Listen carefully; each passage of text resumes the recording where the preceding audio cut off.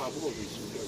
그러니까 그 사람들이 다 다른 데로 이제 여기 등산에서 갔거든요. 근데 제가 지난번 그 선거 때 평생 처음으로 요청이 있어가지고 선거 캠프에 한 2, 3주 참여를 했습니다. 네? 하는데 그 당시만 하더라도 그 152석을 그 거느린 소위 그 집권 그 여당이었었는데 대통령 그 선거에 일국의 그 대통령 선거에 나온 그 국회의원은 딱 한 사람 있었습니다. 그 김진태 의원 말이죠. 네? 그러니 뭐 거의 필요하지 않을 수밖에 없죠. 그러가면은 이념의 문제는 이미 끝난 거 아니에요. 목사님 잘 아시다시피 말이죠. 2차 대전 후에 미소 양대의 이 진영이 극렬하게 이 대립을 했었는데 결국은 소련이 이게 붕괴하고 동구권이 완전히 붕괴하지 않았습니까? 그래서 동구권에 이 참여했던 그 국가들이 어떻게 됐습니까? 이게 전부 그 민주주의로 이제 전향을 하고 EU에 다 가입하지 않았습니까? 나머지 이게 공산당이 지배하는 그 국가도 뭐 손꼽을 정도죠. 중국, 큐바, 뭐 월남 등 말이죠. 또 북한. 근데 북한을 제한 나머지 국가들은 어떻게 됐습니까? 일단 그 지배를 억지로 하지만 경제는 전부 시장 경제로 전향되지 않았습니까? 유일하게 이북만이 개방을 못하고 저러고 있거든요. 그러다 보니까 제가 월남에도 한 2년 있었는데 월남도 십수년을 전쟁에 시달리다 보니까 경제가 참 어려웠거든요.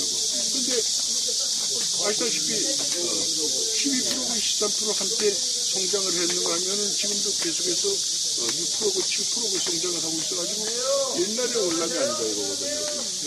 근데 이북의 경우는 또 이게 3대의 세습 그 독재. 이게 됐습니다. 3대의 세습 그 독재를 펴고 있고, 다시 말하면 그렇게 다른 게 표현을 부린다면은,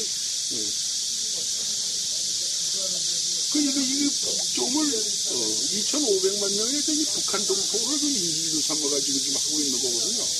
그러니까 우리가 이 민족을 운운하면은 이거 방치할 수 없는 그런 내용이거든요. 지금 그런 이 사태 이게 실정에 있거든요. 그러면 결론적으로 뭐냐? 이념의 이 전쟁은 이미 끝났다 이거죠. 그런데 우리는 아직 이념에 시달리고 있고, 소위 지금 북종의 또 식량 문제도 해결 못하고, 유류와 식량 6개월만 지금 중국이 이제 전담해서 지원하고 있고, 그것을 중단하게 되는 경우에는 북한 체제는 유지가 안 된다는 그런 실정이에요. 그럼에도 불구하고 우리는 지금 어떤 지금 처지에 놓여 있느냐 말이죠.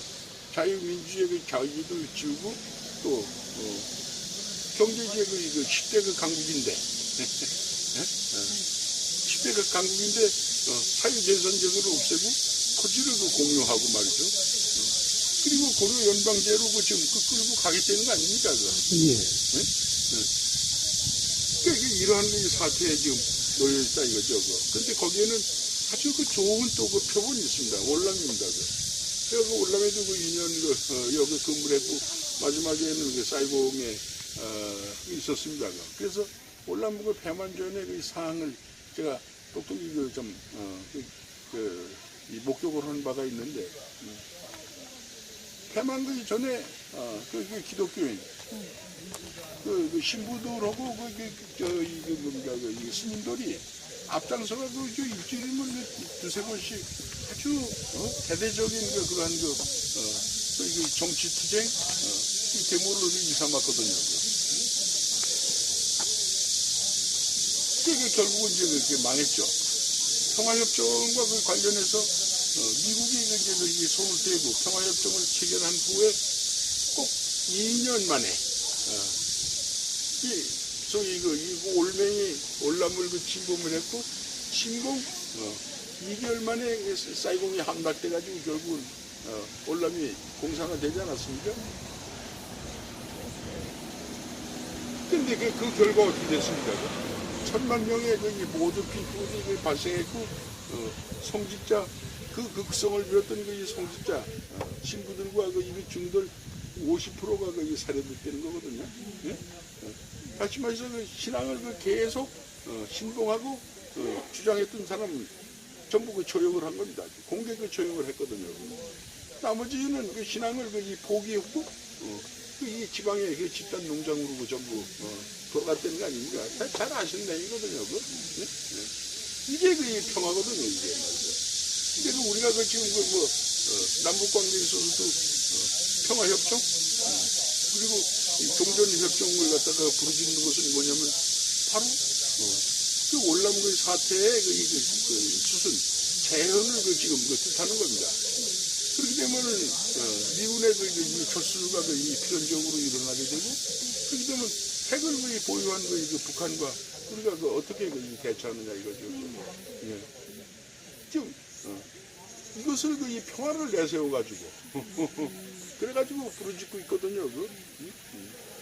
이게 평화에는 그러한 그 숨은 그러한 그 위험이 좀 따르고 있다는 사실이거든요. 지금 젊은이들이 그걸 모르잖아요. 그러니까 말이죠. 그러니까 말이죠. 예. 어저께 어느 학생이 인터뷰를 하는데, 남북통일이 되면 우린 거기 가서 노래도 할 수 있고, 우린 욕할 수 있고, 배낭여행도 가고 참 좋다 이러는데, 얘네들이 지금 이것이 뭔지, 평화의 그림을 아주 걔네들은 꿈꾸고 있는 거예요. 지금 나만의 젊은이들에게 한 말씀 아주 정확하게 말씀을 해주셨는데, 지금 이 북한이 뭐 검증한 바는 없습니다만 얼마 전까지만 해도 유엔 자료에 의하면은 1270불이라고 그랬거든요. 근데 현재는 980불이라고 그럽니다. 세계에서 거의 둘째, 거의 셋째 가는 빈곤 국가거든요. 우리가 지금 2만 7천불, 8천불입니다. 어떻게 양자 간의 이런 격심한 이 수준을 갖다가 조화를 시킬 수 있는 겁니다. 이런 것들을 이제 젊은 분들이 알아야 되는데 우선 제가 말로서 설명하기보다는 월남이 공산화 돼서 분단된 국가였었죠. 거기에 무력에 의해서 월남이 해망을 하고 메뚜곡에 이제 흡수 통일이 되지 않았습니까? 그 결과 우선 몇 가지 말씀을 드리면은 1000만 명의 이 모두피들이 발생해서 결국은 이 목숨을 잃었다라는 사실이거든요. 그 다음에 우선 종교가 없습니다. 기독교는 불교는 이 종교를 인정받을 수가 없습니다. 그리고 사유재산 제도가 사라지게 되고 토치는 국유화를 하게 되고 그리고 우리가 그런 현상을 갖다가 예상을 했을 때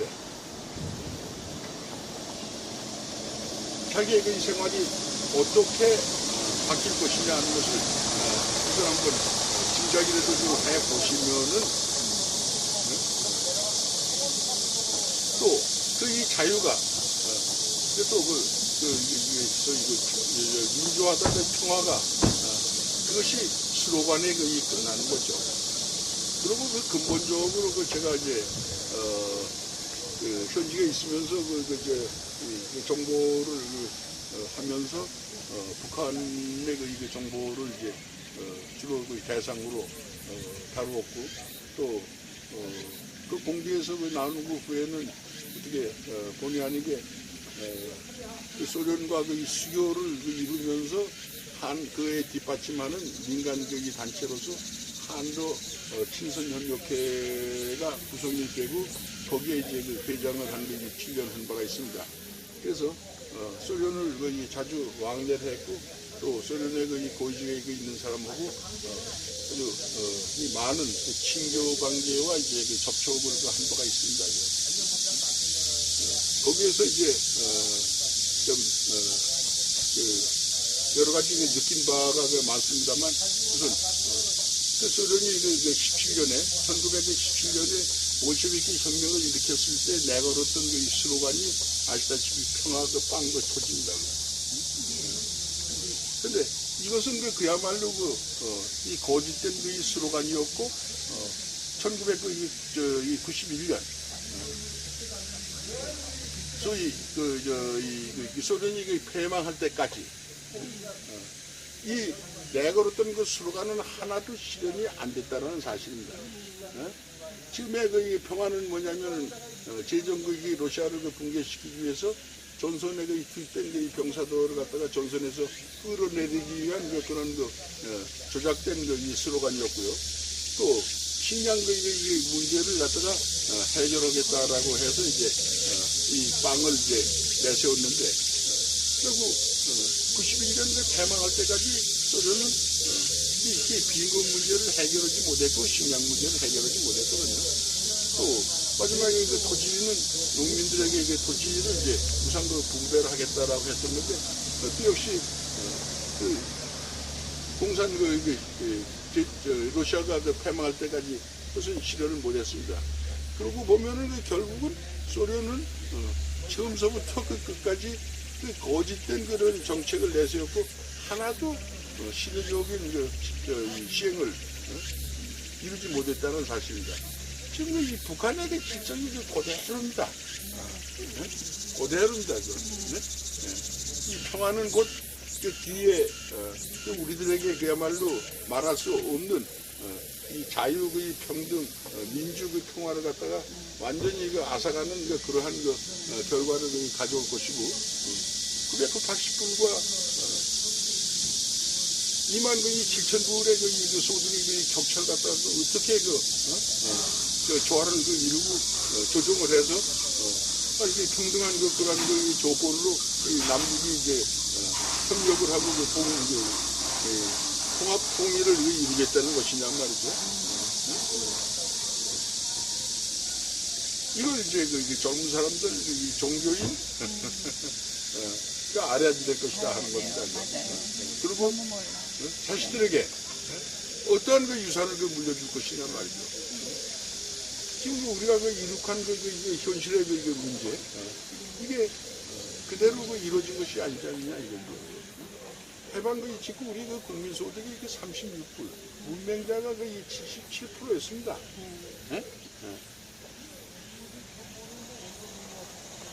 다 아시는 내용이거든요.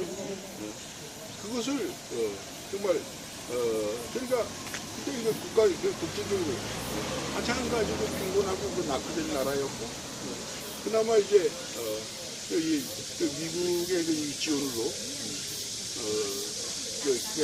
해방이 됐고, 또 분단 상태에서 저희 독립국가의 건국을 이루었고, 그 후에 반세기 만에 그야말로 이 경제의 발전, 산업화 민주화를 갖다 달성하지 않았습니까? 이건 국민의 결집된 노력의 결과로서 이루어진 것이죠. 그렇게 해서 발전된 나라거든요. 그런데 그런 가운데 이제 6.25에서 한때 이제 초토화를 좀 이루었고, 다시 이제 재진해서 결국은 이제 이러한 국가 목적을 달성을 했는데, 이것을 다시 우리가 허물 것이냐, 아니면 후손들에게 유산으로서 남겨줄 것인가 말이죠. 지금 문제는 젊은이들이 바로 그렇다고요. 과거 역사를 전혀 모르고 대한민국이 1945년 해방 이후로, 그러면 해방으로부터 73년이고 건국으로부터 70년인데 이것 갖고도 서로 싸우고 있잖아요. 근데 이 역사를 바르게 알려줘야 되는데. 좀 좋은 말씀을 하셨는데, 이 가장 수치스럽고 그야말로 보험에서는 안 되는 내용이 엄연한 그 과거의 이 역사를 왜곡한다는 사실입니다. 이 48년에 이 대한민국이 분명히 건국이 됐거든요. 19년에 건국설이 있습니다. 근데 최소한도 나라가 이 건국이 됐다라고 그러면 첫째 그 국민이 있어야지 될 거 아닙니까? 그 주권이 있어야지 될 거 아닙니까? 영토가 있어야지 될 거 아닙니까? 네? 네. 선언만으로 그 국가가 이루어지는 것은 결코 아니거든요. 네? 네. 근데 이게 왜 이런 현상이 이게 일어나느냐고 그러면은, 왜 이런 현상이 일어나느냐 그러면은, 이 대한민국이 건국을 할 당시에 솔직히 이게 말씀을 드리면은 이북이 대한민국이 건국을 하게 되면은 한반도에 영국의 분단을 가져온다. 그러니까 절대 이것을 막아야 된다. 그래서 솔직히 얘기해서 그 김구 선생 같은 분도 거기에 이제 기반당해가지고 대한민국 건국을 반대하지 않았습니까? 제주도의 그 사산 사태가 바로 50선거를 반대하고 대한민국의 그 건국을 북한의 그러한 그 사주에 의해서 반대를 했던 거거든요. 근데 실제 북한은 그 이전에 소련이 소위 인민위원회라는 것을 북한에 설치를 하지 않았습니까? 인민위원회는 게 다시 말하면 행정부입니다. 그러니까 어떤 면에 있어서는 북한은 소련의 사주에 의해서 북한 이 정부 수립을 우리보다도 앞당겼다는 사실입니다. 근데 그것을 속이고 남한의 건국만을 반대를 했던 거죠. 그 다음에 또 중요한 것은 이게 역사의 내부 아닙니까? 엄연히 이 건국을 갖다가 정부의 수립으로 한다든가 이런 문제 말이죠. 이게 6.25를 갖다가 지금 희석을 시킨다든가 이런 것은 아주 참 잘못된 그런 일이죠. 이런 것들을 갖다가 유추했을 때 또 지금의 사태와 이 무관치 않은 요인으로 저는 개인적으로 한미주의와 국가주의라는 것을 한마디 언급을 하고 싶습니다. 이 모든 것은 사례에 맞게 이루어져야지만 그것이 가치를 발휘하고 영속할 수 있는 거 아니겠습니까? 그런 점에서 한미주의가 필요한데 우리는 한미주의가 결여가 되고 있고 또 하나 더욱 중요한 것은 국가주의인데 19세기에 소위 구라파의 열강들이 후진국을 식민지로 잠식하지 않았습니까? 그때 동양의 국가로서는 유일하게 일본이 거기에 가세했거든요. 네? 그래서 중국은 일본은 중국의 일부 한국을 갖다가 식민지하지 않았습니까? 네. 그러다 보니까 이 중국을 비롯한 우리 한국 등은 전부 식민지화됐기 때문에 19세기에 부르짖었던 내셔널리즘을 국가 지위로 받아들이지 못하고 민족주의로 받아들였단 말이죠. 그 민족주의는 통합과 민족의 결속을 이제 다짐하고 상징하는 의미인데 우리의 경우는 민족주의가 상징에 그쳤을 뿐 실제는 식민사관, 이 중국의 소위 사대주의, 또 오늘날 좌파 사상에 유입하다 보니까 김일성 주의, 네? 이런 것들이 지금 침투해가지고 소위 이 민족주의를 갖다가 좀 마구 이제 혼탁하게 지금 만들고 있단 말이죠. 거기다가 세대 간의 격차, 인식의 차이, 지금 말씀하신 대로 또 경제적인 빈부의 격차. 네? 그 다음에 중요한 것은 우리 지역주의. 네? 남북의 이 분단도 좀 서글픈데 또 남남 이 갈등을 또 이루고 있잖아요. 이게 현실로 누구도 부인할 수 없는 사실 아닙니까? 이런 요인들에 의해서 민족주의는 갈기갈기 찢어졌거든요. 통합은 번영 말이죠. 이러고 보니까 좀 이런 위기를 겪으면서도 국가를 생각하는 그러한 그 국민들의 인식보다는 뭐 이민을 그 가겠단 말이죠. 이런 그 인식들을 하고 있다 이겁니다. 그래서 앞으로 여러분께 그 당부하고 싶은 것은 이게 저희 이 국가주의의 이 사고, 그래서 거기 국민이 저희 그 의식이 통합이 되고 그 또 이제 발전적인 그러한 그 인식을 가질 수 있도록 한다는 거, 이것이 참 필요하지 않나. 분단된 상태에 있으면서 또 솔직히 얘기해서 민족 하면서 북한의 주민이 70여 년 동안 저런 그 독재 체제에서 가진 이 곤혹을 그거 다 치르고 있는데, 그걸 외면하고 있다는 사실 말입니다. 오히려 외국에 의해서 북한 인권 문제를 12년 전서부터 다루고 있는데 우리는 거기에 지금 적극적으로 참여도 좀 하고 있지 못하고 북한의 눈치를 보는 그런 입장 아닙니까? 그죠? 그러면서 민족을 부르질 수 있는 그런 자격이 있습니까? 예? 그러니까 이런 정말 모순, 정말 이런 것들이 우리 주변에는 너무 많이 좀 깔려 있지 않느냐 말이죠. 그래서 결론적으로 두서없는 말씀을 드렸습니다만은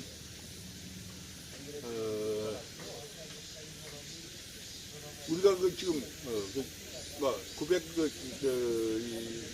5천년 역사를 통해서 그 기록에 의하면은 931회의 대소 침략을 받았다고 그러죠. 그럼에도 불구하고 이 민족이 정말 자멸하지 않은 것은 상당히 그래도 이 민족의 우수성의 특징이 있지 않느냐 이렇게 인식이 되는데, 이것이 이 제대로의 이 전집을 이루어 가지고 이 통합된 그러한 노력을 이루었을 때 아마 더 큰 비약의 발전을 이룰 수 있다고 생각이 됩니다. 그런 점에서 지금 이 겪는 위기가 그 이상의 발전의 그러한 또 도약의 계기의 바탕이 됐으면 하는 바람입니다. 그런데 좋은 것은 우리가 지금까지 알지 못했던 이러한 국민들이 또 반성을 해야지 될 그러한 여지를 많이 남겼습니다. 비근한 예로 역대 국민들에게 의해서 뽑은 이 집권자들을 분석해 보면은 11명 중에서 4명이 지금 옥고 생활을 치르고 있지 않습니까? 그것은 경제의 부정도 있지만 또 이 정치적인 이 탄핵에 의한 그러한 이 결과라고도 봅니다. 어쨌든 말이죠. 그다음에 또 중요한 것은 분단된 상태에서 4명의 소위 이 좌파, 이 공산주의자 이 집권자를 갖다 뽑았다라는 정말 회피할 수 없는 그런 사실들이죠. 또 한 사람의 경우는 그러한 그 문제를 이제 해소를 하고 발전의 도약을 계기를 마련해 주기를 바라고 국민들이 아마 78% 지지를 했던 걸로 알고 있습니다. 이명박의 경우 말이죠. 그렇죠, 근데 아주 대대적으로 지지를 보내서 이제 대통령의 당선을 시켰는데, 그분이 중도 실효인이 뭐니 해가지고서는 애매한 정책을 펴가지고서는 결국 나라를 참 말할 수 없는 혼란에게 빠뜨렸다는 사실, 이건 불행한 예죠. 근데 여기에 대한 책임은 궁극적으로 국민이 면할 수가 없다는 그게 사실이거든요. 그래서 이런 것들을 이제 교훈으로 삼아가지고 그 나라 민주주의의 수준은 그 나라 국민의 수준에 그 이상도 그 이하도 아니다라는 얘기가 있습니다. 그러니까 국민들도 한때는 OECD에서 제일 높았습니다. 대학교 진학률이 86%로 내가 알고 있어요.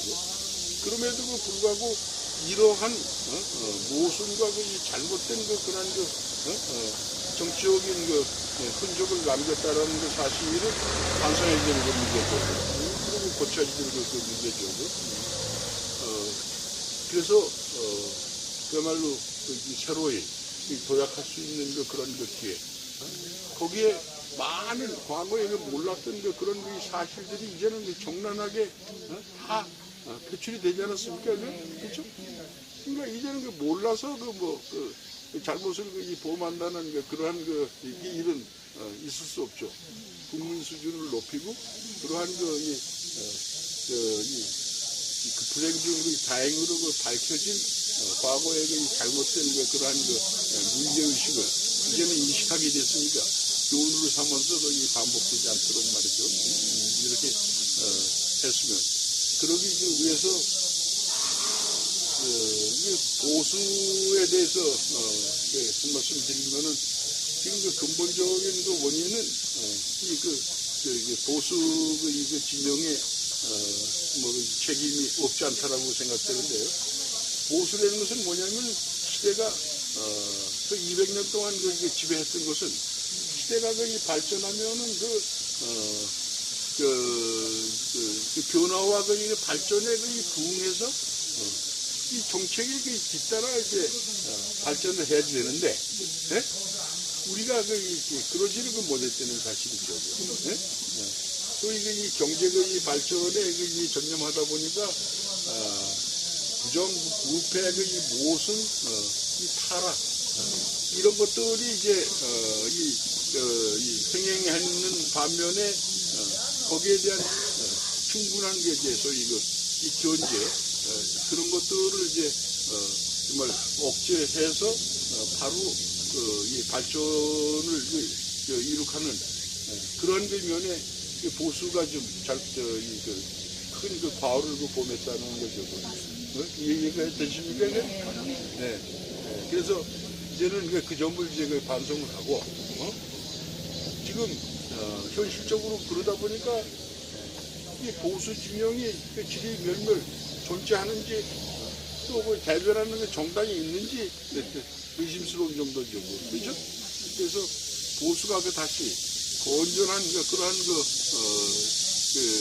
내용을 바탕으로 해서 그래서 결집을 한다는 거. 그다음에 결집된 보수의 소위 지도자 이끌어갈 수 있는 지도자의 등장. 이제 국민들이 만들어야 될 그런 과업이 아닌가 생각이 됩니다. 국민들도 그런 연단 속에서 그런 것을 겪음으로써 성숙되게 하시고 판단력을 이끌어 나가시니까 하여간 정신 똑바로 차리고 그래서 우선 한꺼번에 모든 것을 이루기는 어렵죠. 우리 정치도 솔직히 얘기해서 무슨 백기나 촛불 들고 와와 하고 해서 문제가 해결되는 게 아니거든요. 네? 예를 들어가지고 선진국의 경우를 보면은 국민들이 정치 일선에 직접 참여를 하는 겁니다. 예를 들어가지고서는 예산 편성을 하지 않습니까? 그러면은 유권자, 국민의 집단이 그것을 받습니다. 받아가지고 그것이 제대로 합당하게 편성이 됐는가. 또 자치제별로는 자치제대로 편성된 예산을 그렇게 검토하는 겁니다. 그 다음에 직책이 합리적으로 제대로 돼 있는가. 이런 것을 검토해가지고 만약에 잘못됐잖아요. 그러면은 거기에 관계된 그런 소위 예산 편성을 한 사람, 집행을 한 사람이 거기에 대해서 변제를 하도록 되어 있습니다. 네? 이것이 책임 정치고 이것이 민주 정치고 이것이 국민들에게 참여한 정치거든요. 이해가시죠? 근데 우리는 솔직히 얘기해서 신분지상에 국회의원이 예산 편성에 참여했다라고 해서 자기 해당 지역에 무슨 몇천억 예산 편성을 했다는 것을 자랑 삼아서 얘기잖아요. 이게 있을 수 없는 일이거든요. 그죠? 이런 것부터 이제는 하나하나 우리가 실질적으로 고쳐나가야 될 일이고, 또 국회의원들이 자기의 행실, 처리, 본분도 다 제대로 못해서 국민들로 하여금 지탄을 받고 있고, 국회 해산론까지 지금 지배적으로 나오고 있는데, 그럼 지자체의 경우 어떠냐 이거죠. 민주주의의 뿌리 아닙니까, 그거? 근데 국회의원들이 그 지역구에서 다 합니다. 지자체가 아시다시피 지자체의 단체장을 이 추천하는 이 문제를 비롯해서 지자체 의원들 말이죠. 그래서 영향력을 행사한다 이겁니다. 자기의 행실도 똑똑히 못하면서 말이죠.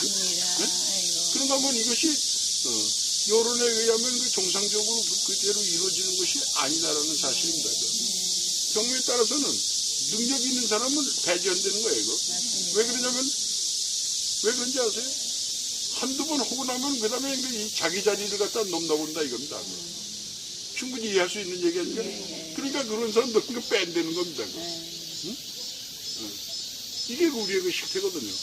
엄연히 이런 사실들을 알고 있으면서 이것이 수십 년 지금 우리 정치 사회를 지배하고 있었다라는 사실 말이죠.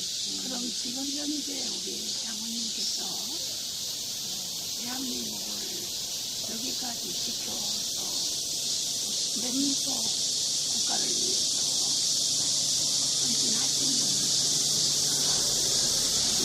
장모님께서 하시고자 하는 말씀, 부탁하고 싶은 말씀. 그러니까 그 민주주의는 그 나라 이 국민의 그 수준에 그 이상도 그 이하도 아니다 하는 겁니다. 이 자기의 그 권리를 그 정당하게 그 펼쳐서 그것이 곧 민주주의 정치의 그 반영이 되고 그것이 그 국가의 발전과 소속된 그 국민 그 모두의 권익에 저희 뒷받침이 될 수 있도록 해야 되거든요. 남이 해주기를 이렇게 바라서도 그래서 안 되는 거죠. 그러면 젊은이들은 젊은이답게 자기가 그런 또 이 정치 현안에 대해서 이해를 하고 그것이 올바르고 이게 발전할 수 있도록 자기의 기본권을 행사를 해야 되는 거죠. 남이 해주기를 바란다는 것부터가 아주 잘못된 것이고, 무슨 대기나 촛불을 들고 와와 한다고 그래서 그런 것이 실현되는 것이 아니라는 게 사실이죠. 지금 문제는 아이들이 역사 교과서를 초등학교에서부터 남한이 북한을 침략했다. 이렇게 교과서에 나와 있어요. 이게 지금 배부되는 거예요. 그러니까 그런 역사를 갖다가 왜곡한다는 것은 이것은 그야말로 민족에게 큰 죄악입니다. 정의를 갖다가 이렇게 배제하고 어떠한 이 정파의 이익과 목적을 달성하기 위해서 그것이 하나의 선전의 그런 도구나 수단으로서 이용이 된다라고 그러면은 결국은 그것을 익히고 배운 젊은 아이들이 장차 나라를 위해서 무슨 역할을 할 것이냐 이겁니다. 네? 그러니까 아주 이 제약 중에서도 가장 큰 제약을 갖다가 범하고 있는 것이죠. 네, 그리고 박정희 대통령에 대해서 학생들이 너무나 잘못 알고 있어서 거기에 대해서 한 말씀. 아까도 잠깐 말씀드린 것 같은데 객관적으로 평가했을 때 자유민주주의와 시장 경제를 바탕으로 해서 했기 때문에 이 나라가 이만큼 발전한 거 아니겠습니까?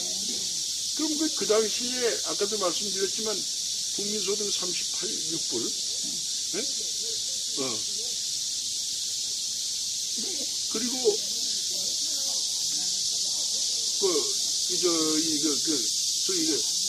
한글을 모르는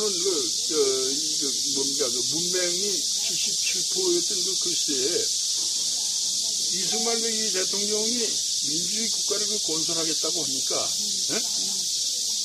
엉코쿠 인도 대표 매논이라고 있었습니다. 기억하세요? 뭐라고 그랬습니까? 그거?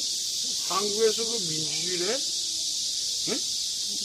우선 그 고승을 웃었다고 그럽니다. 그러면서 얘기가 그대로 인용을 하면은 좀 괴로운 그 심정입니다만 쓰레기통에서 장미꽃 피기를 기다리라고 그러지. 그랬거든요. 근데 그 당시에 그 국민들이 그 고적적으로 일어나가지고 매논이 결국은 공개 사과를 하고 쫓겨난 일이 있습니다.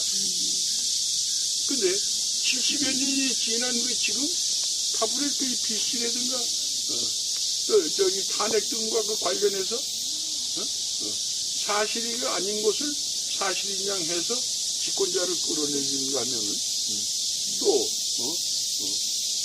그 법치국가에서 그 법률론을 따지기도 전에 유죄를 갖다가 이 판결하기도 전에 권력자를 갖다가 끄집어 내리고 그걸 합리화 시키기 위해서 특검을 편성하고 이 법률론을 따진다고 요란을 핀다 이겁니다. 그러면서 결과가 뭡니까? 결국은 뭡니까? 개되지만 또 못한 이 민족이가. 이게 제가 말씀드리는 이게 제가 지어낸 얘기는 하나도 없습니다. 이게 이거 엄연한 이 사실 아닙니까? 이 엄연한 사실 아닙니까? 왜 이런 것을 갖다 우리가 자초해야지 되며 후손들에게 이런 것들을 갖다 반복해서 가르쳐야지 되느냐 하는 문제입니다. 만약에 박정희 대통령이 그 시대에 안 났더라면 그런 오늘날 대한민국 그런 점에서 제가 아까 11명의 이게 뭡니까 이 대통령을 우리가 이제 48년 이후에 뽑지 않았습니까? 근데 우선 이 자유의 민주주의 시장 경제라는 정체성을 그 당시에 내걸었던 이승만 대통령 이걸 우리가 부정할 수가 없습니다. 그분이 아니었다면 이 대한민국이라는 것은 그 뒤에 대한민국이라는 것은 이런 번영과 발전을 이룩할 수가 없었다 이겁니다. 박정희 시대도 없었다 이겁니다. 두 번째 5.16 혁명이 일어났을 때 제가 이게 겪건되는 60년도에 국민소득이 87불이었던 걸 알고 있습니다. 개인당. 국민자가 70%. 제가 이 군에 있었으면서 각 중대마다 가계 고교반이 있었어요. 그래서 그걸 가르쳤고요. 군대 오면서 처음으로 기차를 탄 병사들이 30%. 감사합니다. 그리고 휴가를 혼자 가지를 못해가지고서는 선임원사가 데려다주고 또 때가 되면은 모시러 갔다 오고 그랬던 거예요. 그게 지금 한국의 실정입니다. 실정이었습니다. 이랬던 나라를 월남제 파병 중동지역 진출해서 소위 새마을운동 등 해서 시민의식 그다음에 소위 결집과 단합의 계기를 집단 생활에 경험을 가지게 되고 하고 그래서 중동지역 진출을 해서 경제적으로 우리가 번영할 수 있는 그런 계기가 되지 않았습니까? 그 이전에 박 대통령께서 집권 초기에 미국과 소독을 방문한 일이 있습니다. 미국에 가가지고는 5천만 불 론을 요청을 했다가 거절당했죠. 케네디 대통령한테. 이제 분단국은 과부 사정은 과부가 알아주겠지 해서 그 다음 방문 지를 택한 것이 소독이었죠. 소독에 가가지고 3천만 불을 낮춰가지고서는 요청을 했는데 사실은 1차 그것을 거절당했죠. 근데 그때 유일하게 그 소득에서 그 경제 그 박사학위를 딴 게 이제 백영원 씨라고 있었습니다. 이제 중대기 교수였던 사람, 20대 그 후반이었는데, 그 사람이 이제 그 뭐, 이게 수행을 해서 이제 갔었죠. 근데 이게 빈손으로 돌아왔다고요. 근데, 의북했죠? 저 서독의 그 대통령이. 그 좀 보내고 나서 좀 안 됐다라고 생각을 한 겁니다. 같은 분단 국가인데. 그리고 이제, 그래가지고서는 이제, 뭔가, 광부들, 광부와 그 간호사를 갖다가 보낼 수 있느냐. 근데 그 광부는 1000m 그 이하에서 그 채굴을 합니다. 그러니까 그때만 하더라도 그 소득의 이제 경제 수준이 이제 높기 때문에 거기도 이제 3D 업종은 이제 붙여져 있는데, 그러니까 이제 1000m 이하까지 내려가가지고선 채광을 할 노동자가 없다 이거죠. 그 다음에 이제 간호사는 그 마리가 간호사지 시체를 닦고 그 수의를 입히는 그러한 그 역할이었다고 그래요.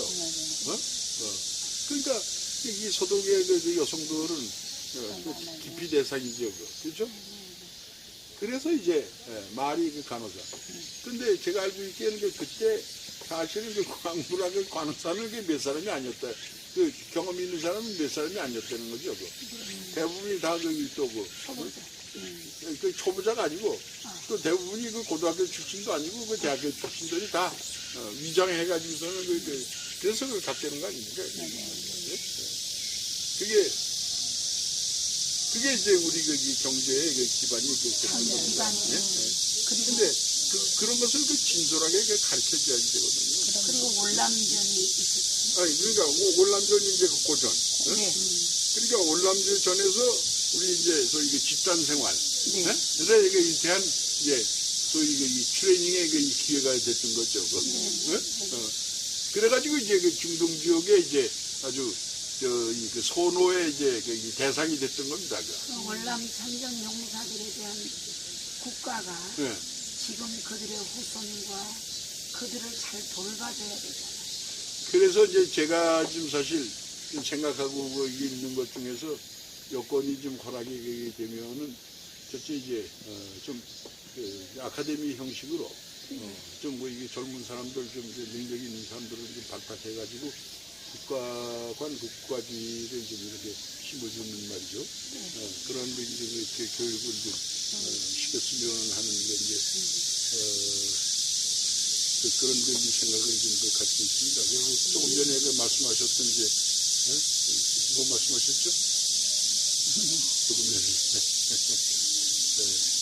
그래서 지금 월남 참전 용사.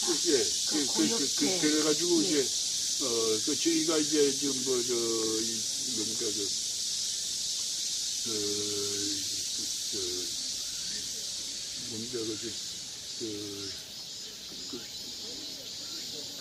직업에 있어서 좀 이제 굳이 직업 3D 업종에 대해서 이제 기피하고 뭐 이런 현상들이 있지 않습니까?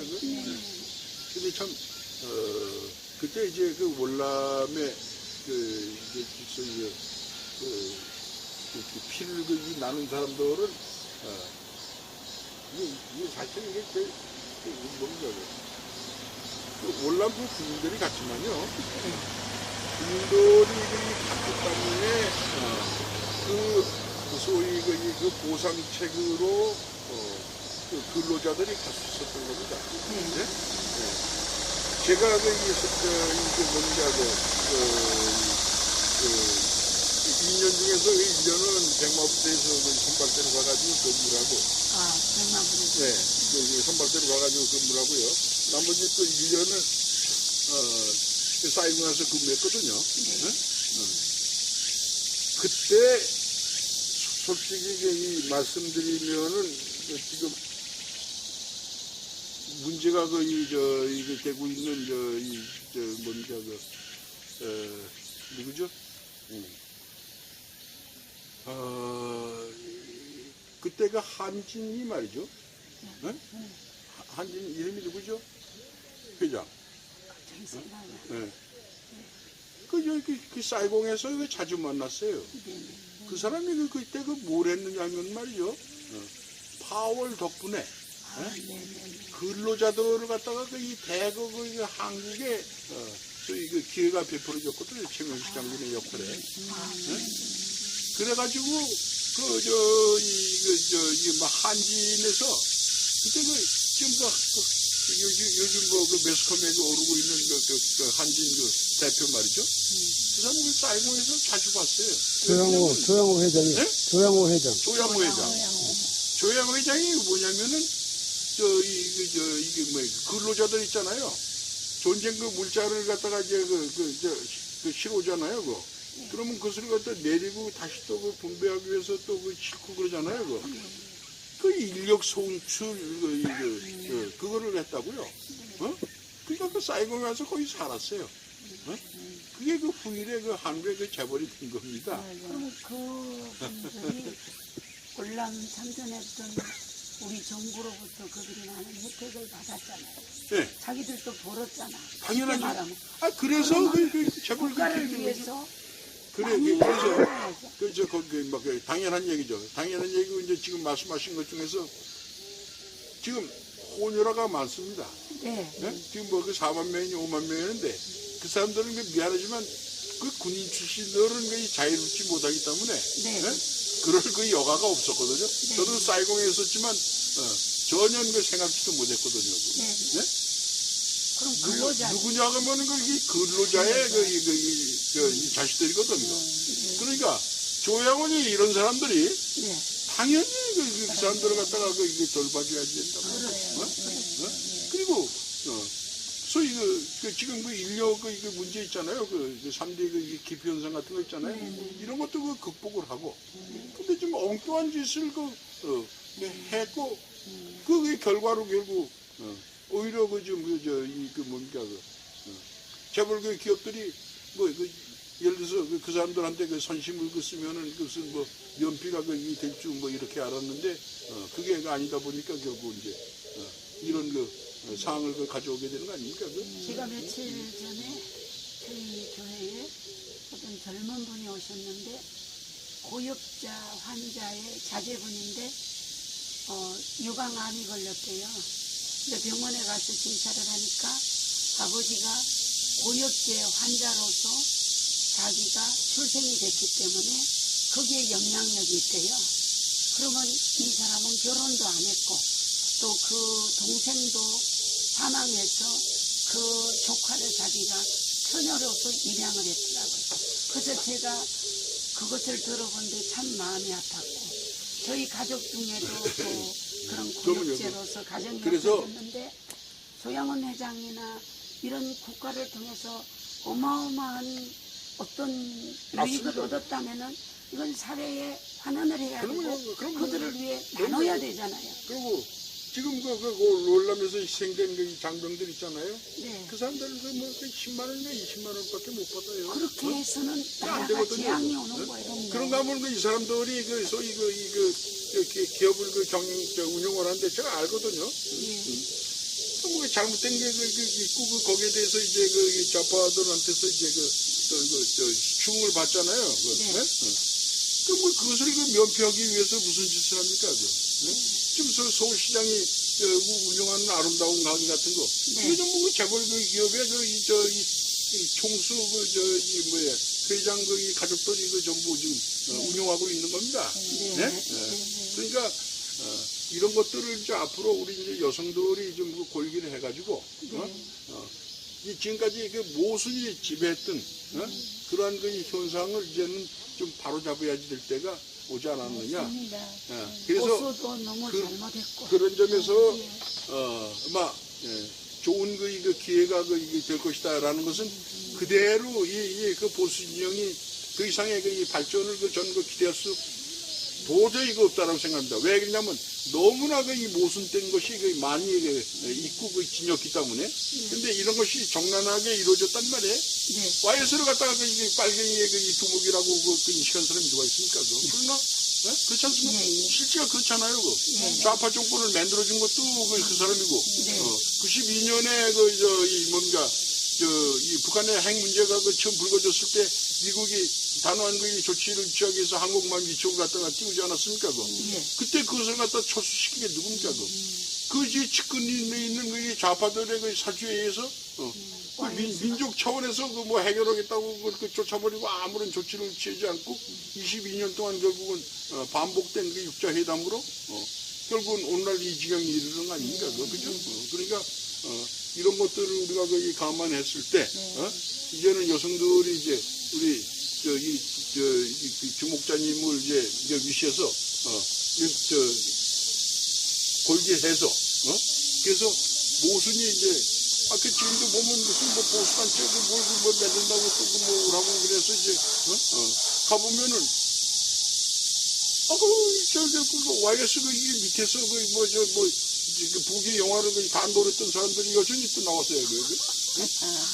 YS가 그 좌파 정권을 갖다가 승계시킨 게 그 누굽니까? 이해창이 떨어뜨리고 말이죠. 이인재를 갖다가 돈 줘가지고서는 내보내가지고서는 그 500만 표나 받게 해가지고서는 결국은 김대중이 시키지 않았습니까? 안 그래요? 네? 그렇잖아요. 맞아요. 그럼 이제는 그런 것을 갖다가 청산할 때가 알았으니까 청산할 때가 됐고 이제 여성들의 그 몫이라고 생각하고 죄송합니다. 이거. 마지막에 이제 뭐 할 얘기였는지 모르겠습니다만 이제 그 오늘 그만 이거 심재를 하고요. 요 다음에 우리 목사님 이게 제가 한번 그 기회를 만들어 가지고 세 분 그 모시게 종중에 모시겠습니다. 그리고 여러분들의 그 말씀도 귀한 말씀도 좀 듣고 그때 또 뭐 추가로 또 그 드릴 말씀 있으면 드리도록 하겠습니다. 너무너무 하여튼 이게 두서없는 그 말씀 아무 그 여기도 없이 그냥 말씀을 드려서 산 정인이기 때문에 그렇지. 원고가 네, 장군님 감사합니다. 예, 고맙습니다. 회담을 마치겠습니다. 이거 그대로 쓰시지 말고 예. 나레이션 해가지고 만약에 동남 좋은 말씀 예, 감사합니다. 알겠습니다. 자 그럼 여기서 시작해. 예. 아이고, 오늘 너무 감사합니다. 고맙습니다. 너무 회장님, 감사합니다. 건강하십시오. 예. 120 너끈히 좋은 일 많이 하세요. 같이 가십시다. 예, 감사해요. 제 핸드백이 저쪽에 차에 있습니다. 이쪽으로 옮겨요. 저분은 그냥 가시고.